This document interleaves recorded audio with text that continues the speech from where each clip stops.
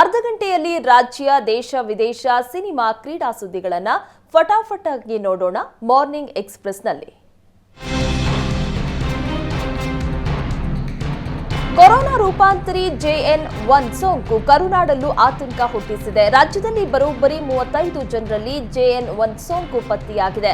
ಈ ಬಗ್ಗೆ ಅಧಿಕೃತ ಮಾಹಿತಿ ನೀಡಿರುವ ಆರೋಗ್ಯ ಸಚಿವ ದಿನೇಶ್ ಗುಂಡೂರಾವ್, ರಾಜ್ಯದಲ್ಲಿ 35 ಜನರಲ್ಲಿ ಕೊರೋನಾ ರೂಪಾಂತರಿ JN1 ಸೋಂಕು ಪತ್ತೆಯಾಗಿದೆ ಎಂದರು.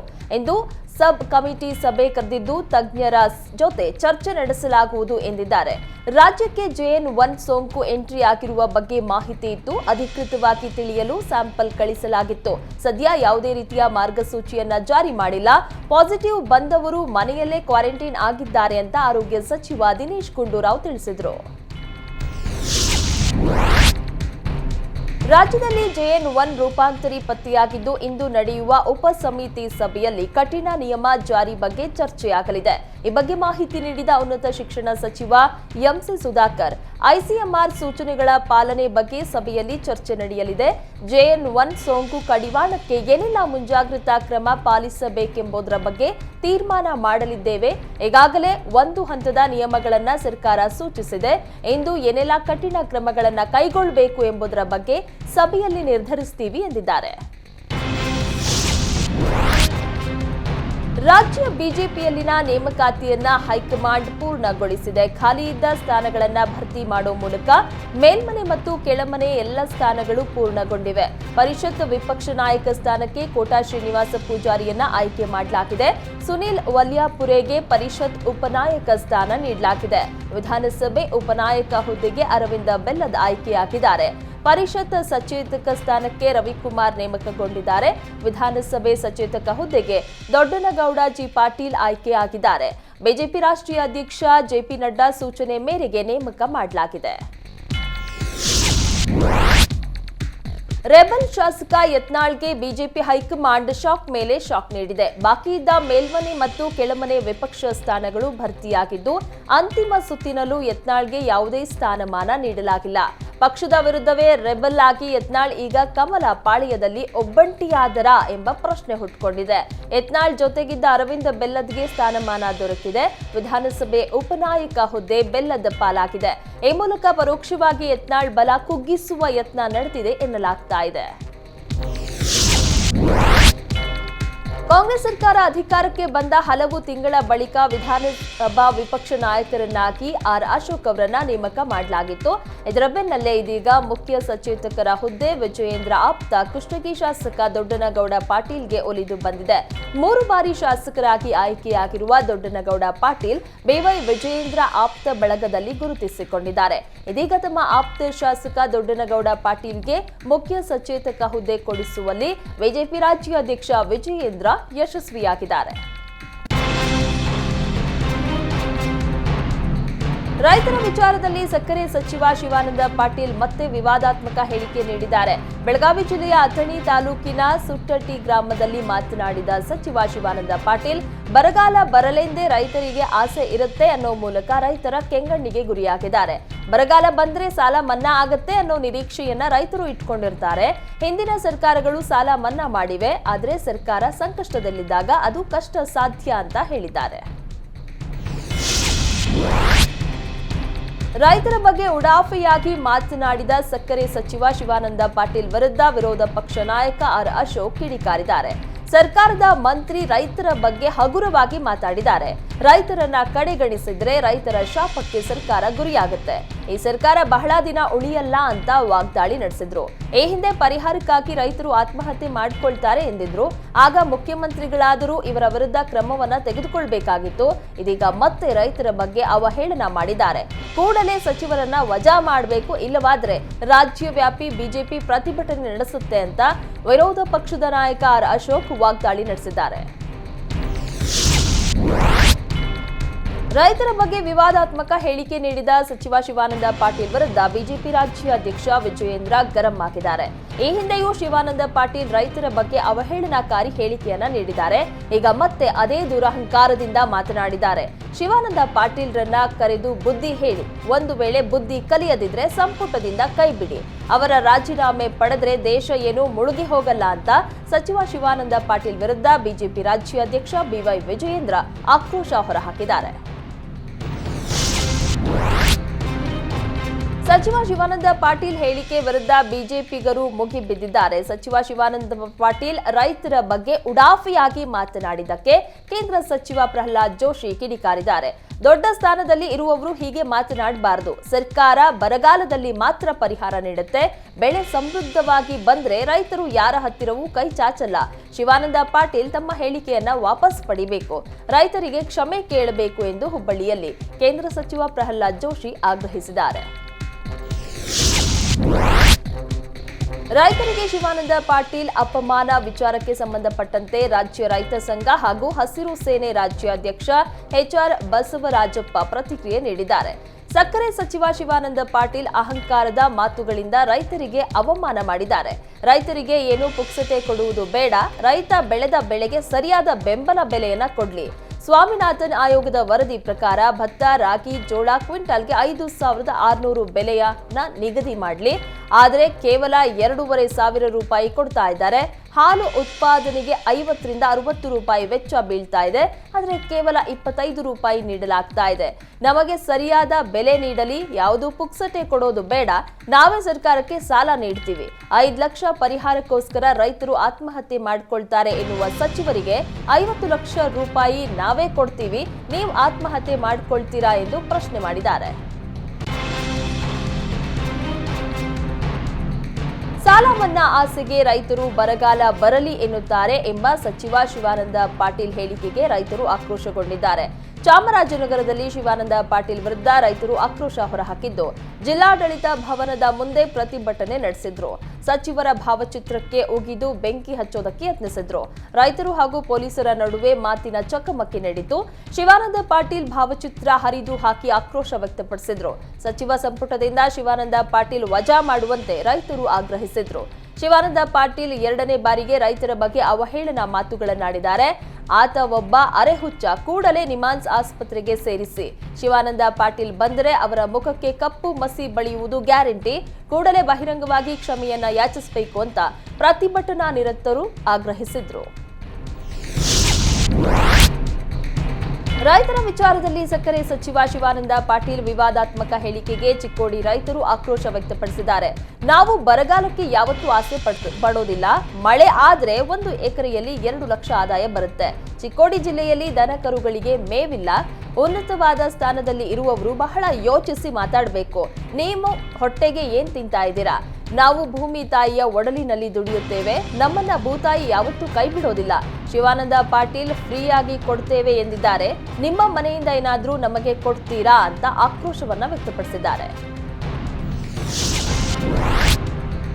ರೈತರ ವಿರುದ್ಧ ಉಡಾಫೆ ಹೇಳಿಕೆ ನೀಡಿದ್ದ ಸಚಿವ ಶಿವಾನಂದ ಪಾಟೀಲ್ ಭಾರಿ ಆಕ್ರೋಶ ವ್ಯಕ್ತವಾದ ಬೆನ್ನಲ್ಲೇ ಯೂಟರ್ನ್ ಹೊಡೆದಿದ್ದಾರೆ. ತಮ್ಮ ಹೇಳಿಕೆ ವಿರೋಧ ಪಕ್ಷಕ್ಕೆ ಅಸ್ತ್ರವಾಗುತ್ತೆ ಎಂದು ಎಚ್ಚೆತ್ತುಕೊಂಡ ಸಚಿವ ಶಿವಾನಂದ ಪಾಟೀಲ್ ತಮ್ಮ ಹೇಳಿಕೆಯನ್ನ ಸಮರ್ಥಿಸಿಕೊಂಡಿದ್ದಾರೆ. ನಾನು ರೈತ ವಿರೋಧಿಯಲ್ಲ, ರೈತರು ಸ್ವಾವಲಂಬಿಯಾಗಲಿ ಅನ್ನೋ ಉದ್ದೇಶದಿಂದ ಹೇಳಿದ್ದೇನೆ. ವಿರೋಧ ಪಕ್ಷಗಳು ಈ ವಿಷಯವನ್ನ ಎಳೆದಾಡ್ತಾ ಇವೆ. ಲೋಕಸಭೆ ಚುನಾವಣೆ ಗೆಲ್ಲಲು ನಮ್ಮನ್ನ ಟಾರ್ಗೆಟ್ ಮಾಡ್ತಾ ಇದ್ದಾರೆ. ನಾನು ರೈತರಿಗೆ ಹಲವು ರೀತಿಯಲ್ಲಿ ಸಹಾಯ ಮಾಡಿದ್ದೇನೆಂದು ಏಷ್ಯಾನೆಟ್ ಸುವರ್ಣ ನ್ಯೂಸ್ಗೆ ಸಚಿವ ಶಿವಾನಂದ ಪಾಟೀಲ್ ಸ್ಪಷ್ಟನೆ ನೀಡಿದ್ದಾರೆ. ಕಾಂಗ್ರೆಸ್ ಹಿರಿಯ ನಾಯಕ ವಿಜಯನಗರ ಕ್ಷೇತ್ರದ ಶಾಸಕ ಎಂ ಕೃಷ್ಣಪ್ಪ ಮನೆಗೆ ಡಿಸಿಎಂ ಡಿಕೆ ಶಿವಕುಮಾರ್ ಭೇಟಿ ನೀಡಿದ್ರು. ಎಂ ಕೃಷ್ಣಪ್ಪ ಸಚಿವ ಸ್ಥಾನದ ಆಕಾಂಕ್ಷಿಯಾಗಿದ್ರು. ಆದರೆ ಕ್ಯಾಬಿನೆಟ್ ರಚನೆ ವೇಳೆ ಎಂ ಕೃಷ್ಣಪ್ಪಗೆ ಮಣೆ ಹಾಕಿರಲಿಲ್ಲ. ನಿಗಮ ಮಂಡಳಿಯಲ್ಲಾದರೂ ಅವಕಾಶ ಕಲ್ಪಿಸಬಹುದೆಂಬ ನಿರೀಕ್ಷೆ ಇತ್ತು. ಆದರೆ ಈಗ ಆ ನಿರೀಕ್ಷೆಯೂ ಹುಸಿಯಾಗಿದ್ದು, ಶಾಸಕ ಎಂ ಕೃಷ್ಣಪ್ಪ ಹಾಗೂ ಪುತ್ರ ಪ್ರಿಯಾ ಕೃಷ್ಣ ಅಸಮಾಧಾನಗೊಂಡಿದ್ದಾರೆ. ಹೀಗಾಗಿ DCM DK Shivakumar M Krishnappa ಮನೆಗೆ ಭೇಟಿ ನೀಡಿ ಮನವೊಲಿಕೆಗೆ ಯತ್ನಿಸಿದ್ದಾರೆ. ಲೋಕಸಭೆ ಚುನಾವಣೆ ದೃಷ್ಟಿಯಿಂದ ಅತೃಪ್ತ ನಾಯಕರ ಮನವೊಲಿಕೆಗೆ ಡಿಕೆಶಿ ಮುಂದಾಗಿದ್ದಾರೆ. ದತ್ತ ಜಯಂತಿ ಹಿನ್ನೆಲೆ ಕಾಫಿನಾಡು ಚಿಕ್ಕಮಗಳೂರು ನಗರದಲ್ಲಿ ಬೃಹತ್ ಶೋಭಾಯಾತ್ರೆ ಅದ್ದೂರಿಯಾಗಿ ಜರುಗಿತು. ಶೋಭಾಯಾತ್ರೆಯಲ್ಲಿ ಸಾವಿರಾರು ದತ್ತ ಮಾಲಾಧಾರಿಗಳು ಭಕ್ತರು ಭಾಗಿಯಾಗಿದ್ರು. ಡಿಜೆ ಸದ್ದಿಗೆ ಹೆಜ್ಜೆ ಹಾಕುತ್ತಾ ಭಕ್ತರು 1.5 ಕಿಲೋಮೀಟರ್ ಯಾತ್ರೆಯಲ್ಲಿ ಸಾಗಿದ್ರು. ಅದ್ದೂರಿ ಶೋಭಾಯಾತ್ರೆಯ ದೃಶ್ಯ ಡ್ರೋನ್ ಕ್ಯಾಮೆರಾದಲ್ಲಿ ಸೆರೆಯಾಗಿದೆ. ದತ್ತ ಭಕ್ತರಿಗೆ ಜಾತಿ ಭೇದವೂ ಇಲ್ಲ, ಪಕ್ಷ ಭೇದವೂ ಇಲ್ಲ ಎಂದು ಮಾಜಿ ಸಚಿವ ಸಿಟಿ ರವಿ ಹೇಳಿಕೆ ನೀಡಿದ್ದಾರೆ. ಚಿಕ್ಕಮಗಳೂರಿನ ದತ್ತ ಜಯಂತಿಯಲ್ಲಿ ಭಾಗಿಯಾಗಿದ್ದ ಸಿಟಿ ರವಿ, ದತ್ತ ಜಯಂತಿಯಲ್ಲಿ ಪಾಲ್ಗೊಂಡರೆ ಜಾತ್ಯತೀತತೆ ಭಂಗ ಬರುತ್ತೆ ಎನ್ನುವ ಮನಸ್ಥಿತಿ ಇದೆ. ಕೆಲವರು ಹುಟ್ಟಿದ ಧರ್ಮ ಬಿಟ್ಟು ಬೇರೆ ಧರ್ಮವನ್ನ ಆಚರಿಸ್ತಾರೆ, ಟೋಪಿ ಹಾಕೊಂಡು ನಮಾಜ್ ಮಾಡ್ತಾರೆ, ಆದ್ರೆ ದತ್ತ ಜಯಂತಿಗೆ ಬರಲ್ಲ. ಪಕ್ಷ ಬದಲಾದ ಕೂಡಲೇ ಜಾತಿ ಧರ್ಮ ಬದಲಾಗಲ್ಲ. ಪಕ್ಷ ಬದಲಾದ ಕೂಡಲೇ ಅಪ್ಪ ಅಮ್ಮ ಅಣ್ಣ ತಮ್ಮ ಜಾತಿ ಧರ್ಮ ಭಕ್ತಿ ಭಾವ ಯಾವುದೂ ಬದಲಾಗಲ್ಲ ಅಂತ ಸಿಟಿ ರವಿ ಕಾಂಗ್ರೆಸ್ ನಾಯಕರ ವಿರುದ್ಧ ಹರಿಹಾಯ್ದಿದ್ದಾರೆ. ಲೋಕಸಭೆ ಚುನಾವಣೆಗೆ ಇನ್ನೇನು ಕೆಲವೇ ತಿಂಗಳುಗಳು ಬಾಕಿ ಇರುವಾಗಲೇ ಲೋಕಸಭೆ ಚುನಾವಣೆ ಸ್ಪರ್ಧೆ ಕುರಿತು ಸಂಸದ ಅನಂತಕುಮಾರ್ ನಡೆ ತೀವ್ರ ಕುತೂಹಲ ಮೂಡಿಸ್ತಾ ಇದೆ. ಈ ಬಾರಿ ಲೋಕಸಭಾ ಚುನಾವಣೆಯಲ್ಲಿ ಸ್ಪರ್ಧೆ ಮಾಡಲು ಉತ್ತರ ಕನ್ನಡ ಸಂಸದರ ಮೇಲೆ ಒತ್ತಡ ಹೆಚ್ಚಾಗಿದೆ. ಚುನಾವಣಾ ಸ್ಪರ್ಧೆ ಬಗ್ಗೆ ಸೂಕ್ತ ಸಮಯದಲ್ಲಿ ಸೂಕ್ತ ನಿರ್ಧಾರವನ್ನ ಮಾಡ್ತೀನಿ ಅಂತ ಆಪ್ತ ಕಾರ್ಯಕರ್ತರ ಮುಂದೆ ಅನಂತಕುಮಾರ್ ಹೆಗಡೆ ಹೇಳಿದ್ದಾರೆ. ಹಿಜಾಬ್ ನಿಷೇಧ ವಾಪಸ್ ತೆಗೆದುಕೊಳ್ಳುತ್ತೇವೆ ಎಂದಿದ್ದ ಸಿಎಂ ಸಿದ್ದರಾಮಯ್ಯ ಹೇಳಿಕೆ ರಾಷ್ಟ್ರ ರಾಜಕಾರಣದಲ್ಲೂ ಚರ್ಚೆಯನ್ನ ಹುಟ್ಟುಹಾಕಿತ್ತು. ಆದರೆ ಇದೀಗ ಸಿಎಂ ಸಿದ್ದರಾಮಯ್ಯ ಯೂಟರ್ನ್ ಹೊಡೆದಿದ್ದಾರೆ. ಲೋಕಸಭೆ ಚುನಾವಣೆಗೂ ಮುನ್ನ ಮತ್ತೆ ಹಿಜಾಬ್ ವಿವಾದ ಭುಗಿಲೆದ್ದರೆ ಕಾಂಗ್ರೆಸ್ಗೆ ಹಿನ್ನಡೆ ಆತಂಕ ಶುರುವಾಗಿದ್ದು, ಇದೇ ಕಾರಣಕ್ಕೆ ಸಿಎಂ ಮಾತನ್ನ ಬದಲಿಸಿದ್ದಾರೆ. ಹಿಜಾಬ್ ನಿಷೇಧ ವಾಪಸ್ ಬಗ್ಗೆ ಚರ್ಚಿಸಿಲ್ಲ ಎಂದಿದ್ದಾರೆ. ಹಿಜಾಬ್ ವಿಚಾರವಾಗಿ ಸಿಎಂ ನೀಡಿದ ಹೇಳಿಕೆಯನ್ನ ಕೆಲ ಸಚಿವರು ಸಮರ್ಥಿಸಿಕೊಂಡ್ರೆ ಮತ್ತೆ ಕೆಲ ಸಚಿವರು ತೀವ್ರ ವಿರೋಧವನ್ನ ವ್ಯಕ್ತಪಡಿಸಿದ್ದಾರೆ. ಈ ವಿಚಾರವಾಗಿ ಡಿಸಿಎಂ ಡಿಕೆ ಶಿವಕುಮಾರ್ ಮಾಧ್ಯಮಗಳಿಂದ ಅಂತರವನ್ನ ಕಾಯ್ದುಕೊಂಡಿದ್ದಾರೆ. ಚುನಾವಣೆ ಮುಗಿಯುವವರೆಗೂ ಹಿಜಾಬ್ ನಿಷೇಧ ಹಿಂತೆಗೆಯುವ ನಿರ್ಧಾರ ಬೇಡ ಎಂದು ಕಾಂಗ್ರೆಸ್ ಹೈಕಮಾಂಡ್ ಸಲಹೆ ನೀಡಿದೆ. ಈಗಾಗಲೇ ಸುಪ್ರೀಂ ಕೋರ್ಟ್ನಲ್ಲಿ ಹಿಜಾಬ್ ಕೇಸ್ ನಡೀತಾ ಇದ್ದು, ಕೋರ್ಟ್ ತೀರ್ಪು ಬರುವವರೆಗೂ ಹಿಜಾಬ್ ವಿಚಾರ ಎತ್ತಬೇಡಿ ಅಂತ ಹೈಕಮಾಂಡ್ ಸೂಚಿಸಿದೆ. ಇದೇ ಮೊದಲ ಬಾರಿಗೆ ವಿಪಕ್ಷ ನಾಯಕ ಆರ್ ಅಶೋಕ್ ದತ್ತಮಾಲೆ ಹಾಕಿದ್ದಾರೆ. ಚಿಕ್ಕಮಗಳೂರು ತಾಲೂಕಿನ ಇನಾಂ ದತ್ತಾತ್ರೇಯ ಬಾಬಾ ಬುಡನ್ ಸ್ವಾಮಿ ದರ್ಗಕ್ಕೆ ಭೇಟಿ ನೀಡಿದ ಆರ್ ಅಶೋಕ್ ದತ್ತ ಪಾದುಕೆ ದರ್ಶನ ಪಡೆದು ಹೋಮದಲ್ಲಿ ಭಾಗಿಯಾದರು. ಬಳಿಕ ಮಾತನಾಡಿದ ಆರ್ ಅಶೋಕ್, ದತ್ತ ಹಿಂದೂಗಳ ಆರಾಧ್ಯ ದೈವ. ಮುಸ್ಲಿಮರ ದಾಳಿಯಿಂದ ಹಿಂದೂಗಳ ದೇವಾಲಯ ಧ್ವಂಸವಾಗಿದೆ. ಟಿಪ್ಪು ಸೇರಿದಂತೆ ಮತಾಂಧ ದಾಳಿಯಿಂದ ದೇವಾಲಯಗಳನ್ನ ಹಾಳು ಮಾಡಿದ್ದಾರೆ ಎಂದರು. ಮತ್ತೆ ರಾಮ ಮಂದಿರದಿಂದ ಹಿಡಿದು ದತ್ತ ಪೀಠದವರೆಗೂ ಹೋರಾಟ ನಡೆದಿದೆ. ರಾಮ ಮಂದಿರ ನಿರ್ಮಾಣ ಹಿಂದೂಗಳ ಭಾವನೆಯಂತೆ ಸಾಕಾರವಾಗ್ತಾ ಇದೆ. ಮುಂದೊಂದು ದಿನ ಸಾವಿರಾರು ವರ್ಷಗಳ ಇತಿಹಾಸ ಇರುವ ದತ್ತಪೀಠ ಹಿಂದೂಗಳಿಗೆ ಸಿಗುತ್ತೆ. ದತ್ತಪೀಠದ ಮುಕ್ತಿಗಾಗಿ ನಮ್ಮ ಹೋರಾಟ ನಿರಂತರವಾಗಿ ನಡೆಯುತ್ತೆ ಎಂದಿದ್ದಾರೆ. ಹನುಮ ಜಯಂತಿ ವೇಳೆ ದೇವರ ಪ್ರಸಾದ ಸೇವಿಸಿ ಮಹಿಳೆ ಸಾವಿಗೀಡಾಗಿದ್ದಾರೆ. ಹೊಸಕೋಟೆ ನಗರದಲ್ಲಿ ಈ ಘಟನೆ ನಡೆದಿದೆ. ಹನುಮ ಜಯಂತಿ ವೇಳೆ ಪುಳಿಯೋಗರೆ, ಪಾಯಸ ಮತ್ತು ಲಡ್ಡು ಸೇವನೆ ಮಾಡಿದ್ದ ಭಕ್ತರು ಅಸ್ವಸ್ಥಗೊಂಡಿದ್ದು 30ಕ್ಕೂ ಹೆಚ್ಚು ಜನರಿಗೆ ವಾಂತಿ ಭೇದಿಯಾಗಿ ಆಸ್ಪತ್ರೆಗೆ ಸೇರಿಸಲಾಗಿದೆ. ಹೊಸಕೋಟೆಯ ಸಿಲಿಕಾನ್ ಸಿಟಿ ಆಸ್ಪತ್ರೆಯಲ್ಲಿ ಸಿದ್ದಗಂಗಮ್ಮ ಎಂಬ ಮಹಿಳೆ ಸಾವಿಗೀಡಾಗಿದ್ದು, ಇನ್ನುಳಿದವರಿಗೆ ಚಿಕಿತ್ಸೆಯನ್ನ ಮುಂದುವರಿಸಲಾಗಿದೆ. ಬೆಂಗಳೂರು ಗ್ರಾಮಾಂತರ ಎಸ್ಪಿ ಪುರುಷೋತ್ತಮ್ ಆಸ್ಪತ್ರೆಗೆ ಭೇಟಿ ನೀಡಿ ಪರಿಶೀಲನೆ ನಡೆಸಿದ್ದಾರೆ. ಪ್ರಸಾದ ಸೇವಿಸಿ ಮಹಿಳೆ ಮೃತಪಟ್ಟ ಪ್ರಕರಣದ ಬಗ್ಗೆ ಅಧಿಕಾರಿಗಳೇ ಸ್ವಯಂ ಪ್ರೇರಿತವಾಗಿ ಸುಮೋಟೋ ಕೇಸ್ ದಾಖಲಿಸಿಕೊಂಡಿದ್ದಾರೆ. ಈ ಬಗ್ಗೆ ಮಾಹಿತಿ ನೀಡಿದ ಬೆಂಗಳೂರು ಗ್ರಾಮಾಂತರ ಎಸ್ಪಿ ಮಲ್ಲಿಕಾರ್ಜುನ್ ಬಾಲದಂಡಿ, ಅಧಿಕಾರಿಗಳ ಕಡೆಯಿಂದ ಸುಮೋಟೋ ಕೇಸ್ ದಾಖಲಾಗಿದೆ. ಡಿಎಸ್ಪಿ ಅವರ ನೇತೃತ್ವದಲ್ಲಿ ನಾವು ಒಂದು ತನಿಖಾ ತಂಡ ರಚಿಸಿ ವಿಚಾರಣೆಯನ್ನು ನಡೆಸ್ತಾ ಇದ್ದೀವಿ. 2-3 ದೇವಸ್ಥಾನದಲ್ಲಿ ಪ್ರಸಾದ ಸೇವನೆ ಮಾಡಿದ್ದಾರೆ. ವೀರಾಂಜನೇಯ ದೇವಸ್ಥಾನ, ಲಕ್ಷ್ಮೀ ನರಸಿಂಹ ಹಾಗೂ ಲಕ್ಷ್ಮೀ ವೆಂಕಟೇಶ್ವರ ದೇವಸ್ಥಾನದ ಪ್ರಸಾದ ಸೇವನೆ ಮಾಡಿದ್ದಾರೆ. ಆ ಎಲ್ಲ ದೇವಸ್ಥಾನಕ್ಕೂ ಒಂದೇ ಕಡೆ ಪ್ರಸಾದ ಪೂರೈಕೆಯಾಗುತ್ತಾ ಅನ್ನೋ ಬಗ್ಗೆ ತನಿಖೆ ನಡೀತಾ ಇದೆ ಎಂದಿದ್ದಾರೆ. ದೇವರ ಪ್ರಸಾದ ಸೇವಿಸಿ ಮಹಿಳೆ ಸಾವಿಗೀಡಾಗಿದ್ದು 30 ಮಂದಿ ಅಸ್ವಸ್ಥಗೊಂಡಿದ್ದಾರೆ. ಈ ಬಗ್ಗೆ ಪ್ರತಿಕ್ರಿಯೆ ನೀಡಿರುವ ಹೊಸಕೋಟೆ ಶಾಸಕ ಶರತ್ ಬಚ್ಚೇಗೌಡ, ನಾವು ಇಲ್ಲಿ ಯಾರ ಮೇಲೂ ಬೆರಳು ಮಾಡಿ ತೋರಿಸಲ್ಲ. ದೇವಸ್ಥಾನದ ಪ್ರಸಾದದಿಂದ ಈ ರೀತಿ ಆಗಿದೆ ಎಂದು ಹೇಳೋಕ್ಕಾಗಲ್ಲ. ಯಾರೂ ಆತಂಕ ಪಡುವ ಅಗತ್ಯ ಇಲ್ಲ ಎಂದಿದ್ದಾರೆ. ಜ್ಞಾನಯೋಗಿ ಶ್ರೀ ಸಿದ್ದೇಶ್ವರ ಶ್ರೀಗಳ ಗುರು ನಮನ ಕಾರ್ಯಕ್ರಮ ಹಿನ್ನೆಲೆ ನಿತ್ಯ ಗೋಷ್ಠಿಗಳು ನಡೆಯುತ್ತಿವೆ. ನಿನ್ನೆ ನಡೆದ ಗೋಷ್ಠಿಯಲ್ಲಿ ಸ್ಪೀಕರ್ ಯುಟಿ ಖಾದರ್ ಭಾಗವಹಿಸಿದ್ರು. ಈ ವೇಳೆ ಆಶ್ರಮದ ಹಿರಿಯ ಶ್ರೀಗಳು ಶಾಲು ಹೊದಿಸಿ ಸನ್ಮಾನಿಸಿದ್ರು. ಈ ವೇಳೆ ಗುರು ನಮನ ಕಾರ್ಯಕ್ರಮದಲ್ಲಿ ಪಾಲ್ಗೊಂಡ ಬಗ್ಗೆ ಯುಟಿ ಖಾದರ್ ಸಂತಸ ವ್ಯಕ್ತಪಡಿಸಿದ್ರು. ಬಳಿಕ ಮಾಧ್ಯಮಗಳ ಜೊತೆ ಮಾತನಾಡಿದ ಸ್ಪೀಕರ್ ಯುಟಿ ಖಾದರ್, ಸಿದ್ದೇಶ್ವರ ಶ್ರೀಗಳ ಜೀವನ ಚರಿತ್ರೆ ಪಠ್ಯವನ್ನಾಗಿ ಮಾಡಿ ಮಕ್ಕಳಿಗೆ ಬೋಧಿಸಬೇಕು. ಇದಕ್ಕೆ ನನ್ನ ಸಹಮತ ಇದೆ ಅಂತ ತಿಳಿಸಿದ್ರು. ಬಿಜೆಪಿ ಕಾರ್ಯಕರ್ತರ ಸಮಾವೇಶಕ್ಕೆ ಆಗಮಿಸಿದ್ದವರಿಗೆ ಹಣ ಹಂಚಿಕೆ ಮಾಡಲಾಗಿದೆ ಎನ್ನುವ ಆರೋಪ ಕೇಳಿಬಂದಿದೆ. ಗದಗ ನಗರದಲ್ಲಿ ನಡೆದ ಸಮಾವೇಶಕ್ಕೆ ಬಂದಿದ್ದವರಿಗೆ ಕಾರ್ನಲ್ಲಿ ಕೂತು ಹಣ ಹಂಚಿಕೆ ಮಾಡ್ತಾ ಇರುವ ವಿಡಿಯೋ ವೈರಲ್ ಆಗಿದೆ.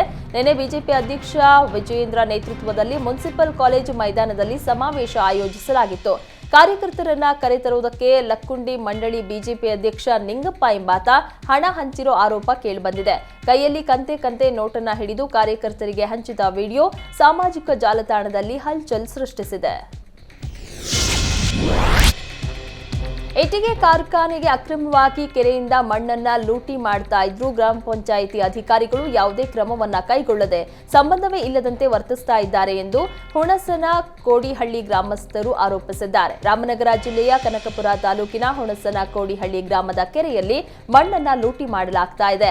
ಜೆಸಿಬಿಗಳನ್ನ ಬಳಸಿಕೊಂಡು ಕೆರೆಯ ಒಡಲನ್ನ ಬಗೆದು ಮಣ್ಣನ್ನ ಸಾಗಣೆ ಮಾಡಲಾಗ್ತಾ ಇದೆ. ಸಾರ್ವಜನಿಕರ ಕೆರೆಯಲ್ಲಿ ಮಣ್ಣನ್ನ ತೆಗೆಯುವಂತಿಲ್ಲ ಎಂಬ ನಿಯಮ ಇದ್ರೂ ಯಾರ ಭಯವೂ ಇಲ್ಲದೆ ಕೆರೆಯಲ್ಲಿನ ಮಣ್ಣನ್ನ ವಾಣಿಜ್ಯ ಬಳಕೆಗೆ ಲೂಟಿ ಮಾಡ್ತಾ ಇದ್ದಾರೆ. ಸಂಬಂಧಪಟ್ಟ ಅಧಿಕಾರಿಗಳು ಕೆರೆ ರಕ್ಷಣೆ ಮಾಡ್ತಾ ಇಲ್ಲ ಎಂದು ಗ್ರಾಮಸ್ಥರು ಆಕ್ರೋಶ ವ್ಯಕ್ತಪಡಿಸಿದ್ದಾರೆ.